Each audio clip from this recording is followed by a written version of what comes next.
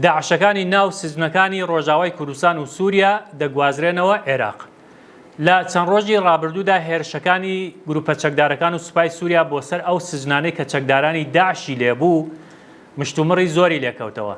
هەر زوو هەسەدا هاواری کرد کە داوای لە کۆمەلگای نێودەوڵەتی کرد کە فریای ئەو سزنانە کەون و چارەسەرێکیان بۆ بدۆزنەوە گینا کێشەی گەورە دروستە بێت.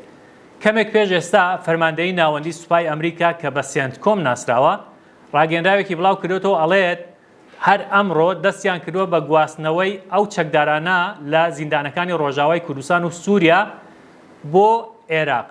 ئەمڕۆ 150 چەکداریان لەو داعشە زیندانی کراوانە لە حەسەکەوە گواستۆتەوە بۆ عێراق، بەڵام شوێنەکان ئاشکرا نەکردووە کە لە عێراق لە شوێن هەر وتویانە بۆ شوێنێکی پارێزرا و گواسترانەوەتەوە. ئامانجیشیانە 7000 کەس لەو چەکدارانەی کە زیندانی کراون بگوازنەوە عێراق. وردەکاری ئەم هەواڵە لە ماڵپەڕی 1964 دایە خوێنەری بن.